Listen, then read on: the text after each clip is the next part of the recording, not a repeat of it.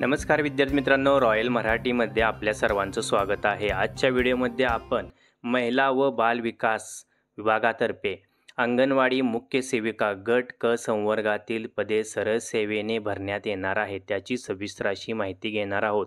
तर चॅनेलवर नवीन असाल तर चॅनेलला सबस्क्राईब करा, व्हिडिओ लाईक करा, तसेच हा व्हिडिओ आपल्या अन्य मित्रांसोबतही शेअर करा।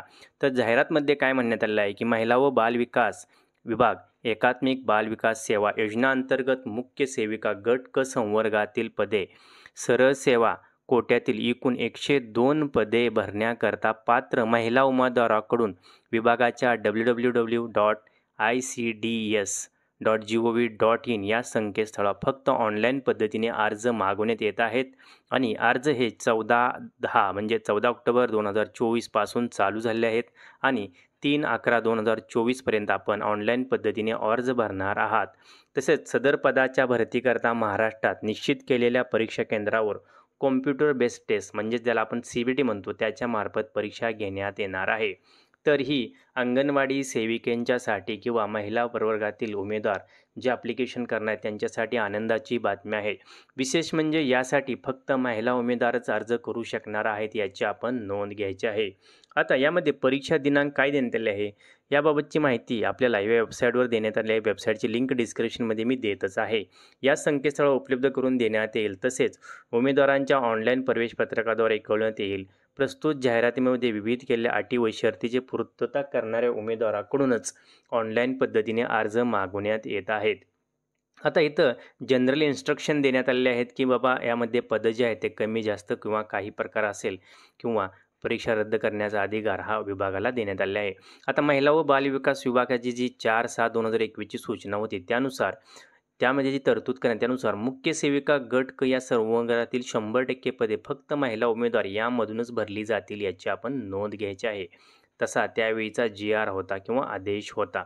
आता इथं समांतर आरक्षणाचे नियम लागू होणार आहेत, जसे की आर्थिकदृष्ट्या कसं आहे, सामाजिक व मागास जे आरक्षण आहे, खेळाडूंना आरक्षण आहे, भूकंपग्रस्त आरक्षण आहे, याची सविस्तर अशी दिव्यांग आरक्षण याची सविस्तर माहिती इथं जाहिरातमध्ये देण्यात आली आपण पाहू शकता। आपण तर ज्या प्रवर्गात बसत असाल जसं की भूकंपग्रस्त खेळाडू असेल तर आपण यामध्ये अर्ज करू शकणार आहात। आता इथं ॲप्लिकेशन अर्ज करत असताना पात्रता काय आहे तर भारतीय नागरिकत्व तसेच महाराष्ट्र राज्याचे अधिवास प्रमाणपत्र आपल्याकडे असणं आवश्यक आहे। आपल्याकडं महाराष्ट्र राज्याचे रहिवासी असल्याचा पुरावा आपल्याला असणं आवश्यक आहे। त्याचबरोबर दुसरी महत्त्वाची पात्रता काय आहे, वयोमर्यादा। उमेदवाराचे वयाची गणना ही ऑनलाईन अर्ज स्वीकृतीच्या अंतिम दिनांकास गणण्यात येणार असून वयोमर्यादा गणण्याची तारीख 3/11/2024 आहे। अर्ज स्वीकारण्याची अंतिम तारीखसुद्धा 3/11/2024 आहे याची आपण नोंद घ्यायची आहे। आता इथं वयोमर्यादा बघितली आपण मुख्य सेविका संवर्गातील किमान व कमाल वयोमर्यादा पुढीलप्रमाणे आपल्याला देण्यात आलेली आहे। आता खुला प्रवर्गासाठी जर बघितलं आपण ओपन कॅटेगरी करता सामान्य प्रशासन विभागाकडील शासन निर्णयानुसार यामध्ये 21 वर्षापेक्षा कमी वय नसावे व 38 वर्षापेक्षा जास्त वय नसावे।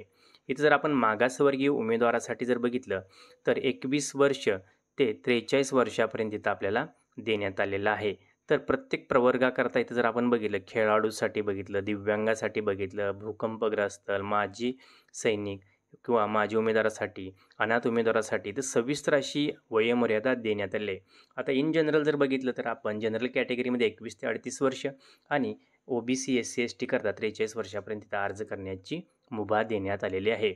आता शैक्षणिक पात्रता काय आहे यासाठी सर्वात महत्त्वाची जी शैक्षणिक पात्रता आहे ती अशी आहे की जाहिरातीमध्ये नमूद पदासाठी अर्ज करण्यासाठी 14/10/2024 रोजी उमेदवारांनी पुढील शैक्षणिक पात्रता धारण करणे आवश्यक आहे। पदाचे नाव जसं मी सांगितलं मुख्य सेविका किंवा पर्यवेक्षिका आहे। शैक्षणिक अर्हता आहे संविधानिक विद्यापीठाची पदवी म्हणजेच आपल्याला मान्यताप्राप्त विद्यापीठाची आपल्याला पदवी असणं आवश्यक आहे। आणि यामध्ये जर आपण बघितलं वेतन श्रेणीसुद्धा देण्यात आली आहे। वेतन श्रेणी काय आहे तर स्तर जो वेतन श्रेणी तो आहे 13वा स्तर आहे। 35,400 ते 1,12,400 इथं पगार किंवा वेतन श्रेणी ठरवण्यात आलेली आहे। तर यामध्ये आपण विचारत असाल की मुख्य सेविका किंवा पर्यवेक्षकाचे मुख्य काम काय आहे तर त्यांचं अंगणवाडी सेविकेवर नियंत्रण ठेवण्याचं काम हे मुख्य सेविका करत असतात आणि त्यांना अर्ज करत असताना आपल्याकडं मान्यताप्राप्त विद्यापीठाची कोणत्याही शाखेची पदवी, त्याचबरोबर आपली वेतन श्रेणी जी आहे ती 35,400 ते 1,12,400 अशी ठेवण्यात आलेली आहे, याची आपण नोंद घ्यायची आहे. आता ही परीक्षा जी आहे, या पदासाठी अर्ज केल्यानंतर ही परीक्षा जी आहे ती ऑनलाईन पद्धतीने होणार आहे. यामध्ये MCQ टाईपची परीक्षा असणार आहे. प्रश्नपत्रिकेतील प्रत्येक गुणास 2 गुण ठेवण्यात आले आहेत. याची अशी सविस्तर माहिती इथं आपल्याला जाहिरातमध्ये देण्यात आली. आपण प्रत्येक जाहिरात व्यवस्थितरित्या पाहू शकणार आहात आणि त्यानुसारच आपल्याला अर्ज करायचा, याची आपण नोंद घ्यायची आहे. आता यामध्ये जर आपण बघितलं विविध नमुने कागदपत्रे जर बघितलं आपण, तर ती पण पाहू शकणार आहात कोणकोणती कागदपत्रे आपल्याला लागणार आहे. तर परीक्षेचं स्वरूप कसं आहे, तर परीक्षा ही ऑनलाईन पद्धतीने घेण्यात येणार आहे आणि ही परीक्षा जी TCS कंपनीकडून घेण्यात येणार आहे, याची आपण नोंद घ्यायची आहे. त्यामुळे यासाठी जर आपण बघितलं परीक्षा फी जर बघितली तीसुद्धा ₹1,000 जनरल कॅटेगरी करता आणि बाकीच्या कॅटेगरी करता ₹900 सुद्धा आहे. कारण TCS असल्यामुळे तर परीक्षेचा जर चार्ज आहे तो थोडा जास्त आहे. आता कागदपत्रे जर बघितलं आपण, तर इथं प्रमाणपत्र ठेवण्यात आले आहेत. जसं की आपल्याला SSCचा म्हणजे आपला वयाचा पुरावा किंवा नावात काही बदल असेल तर त्याची डॉक्युमेंट आपल्याला अपलोड करायचे आहे. आपण कॅटेगरीमध्ये येत असाल तर कॅटेगरीसाठी किंवा जात प्रमाणपत्र इतर कोणतेही जर आपण खेळाडू असाल तर आपल्याला ते सर्टिफिकेट व्यवस्थित आपल्याला अपलोड करायचं आहे. आता सर्वसाधारण सूचना काय, अर्ज फक्त ऑनलाईन पद्धतीनेच भरायचा आहे. अर्ज करण्याकरता संकेतस्थळ जे दिले ICDS.gov.in यावरच व्हिजिट करायचे. डिस्क्रिप्शनला लिंक दिलेली आहे.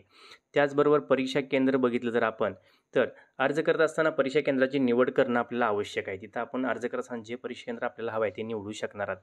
जसं मी तुम्हाला सांगितले तर परीक्षेचे शुल्क आहे ते ₹1,000 आणि ₹900 बाकीच्या कॅटेगरी करता आहे. माजी सैनिकांना कोणत्याही प्रकारचे शुल्क नाही. परीक्षा शुल्क हे नॉन रिफंडेबल असल्यामुळे आपण पात्रता धारण करत असाल तरच अर्ज करावा अशी विनंती करण्यात येत आहे. परीक्षा शुल्क हे ऑनलाईन पद्धतीने UPI, credit card, debit card किंवा नेट बँकिंगच्या माध्यमातून सुद्धा आपण भरू शकणार आहात. जसे मी तुम्हाला ऑलरेडी सांगितले महत्त्वाच्या तारखा आहेत त्या पुढीलप्रमाणे इथं देण्यात आलेल्या आहेत. तर त्यामध्ये 14/10/2024ला ॲप्लिकेशन स्टार्ट होणार आहे. 3 नोव्हेंबरपर्यंत हे ॲप्लिकेशन आपण चालू करणार आहात किंवा करू शकणार आहात, याची आपण नोंद घ्यायची आहे. इथं दिव्यांग उमेदवारासाठी जो लेखनिक मदतीस देण्यात आहे त्याची सर्व इथं माहिती देण्यात आली आहे. बाकीचे आपण अर्जामध्ये जर बघितलं, जाहिरातमध्ये जर बघितलं, प्रमाणपत्र आपल्याला जे 10 दिवस अगोदर मिळणार आहे किंवा आयोगाच्या वेबसाईटवरून किंवा आपण ईमेल किंवा SMS च्या माध्यमातून आपल्याला ही माहिती देण्यात येणार आहे, याची आपण नोंद घ्यायची आहे. तरीसुद्धा आपण अर्ज केल्यानंतर वेळोवेळी वेबसाईटला व्हिजिट देत राहायचं आहे. कारण वेबसाईटवर आपल्या या अर्जाच्या संदर्भात किंवा परीक्षेसंदर्भात काहीही सूचना किंवा काहीही अपडेट मिळत असतात तर आपल्याला ते पाहून घ्यायचं आहे. आता इथं परीक्षेचं स्वरूप कसं देणार आहे, सर्वसाधारण विषय जर बघितला आपण परीक्षेचे, इंग्रजी, मराठी, सामान्य आणि एकात्मिक बालविकास, सेवा कायदे, योजना व कायदे, पोषण अभियान, गणित, बुद्धिमत्ता चाचणी व अंकगणित, संगणक ज्ञान असे इथं विषय असणार आहेत. त्यामध्ये जर बघितलं प्रश्न प्रत्येक विषयाला 10 आहेत. फक्त सामान्यांना इथं 20 दिसतात. एकात्मिक बालविकास व कायद्यांना पण 20 आणि गणित बुद्धिमत्तेला पण 20 आहे. 100 मार्काची परीक्षा होणार आहे. 200 गुण असणार आहे. 1.5 तास वेळ असणार आहे. फक्त दिव्यांग उमेदवाराकरता इथं 2 तास असणार आहेत. वस्तुनिष्ठ व बहुपर्यायी प्रश्न यामध्ये असणार आहे, याची आपण नोंद घ्यायची आहे. तर आपण ऑलरेडी अंगणवाडी सेविका असेल तरीसुद्धा आपण अर्ज करू शकणार आहात किंवा महिला उमेदवार ज्या सरकारी नोकरीच्या शोधात आहेत त्यांच्यासाठी एक अपॉर्च्युनिटी आलेली आहे आणि आपण याला ऑनलाईन पद्धतीने अर्ज करायचा आहे आणि यामध्ये आपलं सरकारी नोकरी मिळवण्याचं स्वप्न लवकरात लवकर आपण पूर्ण करायचं आहे. आता या भरती संदर्भात काही आपले प्रश्न असतील, शंका असतील तर जरूर आम्हाला कमेंट करून कळवा. आम्ही तुम्हाला याबद्दल नक्कीच हेल्प करू आणि अधिक माहितीसाठी चॅनलला सबस्क्राईब करा, व्हिडिओ लाईक करा. तर व्हिडिओ शेवटपर्यंत पाहिल्याबद्दल आपल्या सर्वांचे हार्दिक आभार. जय हिंद, जय महाराष्ट्र.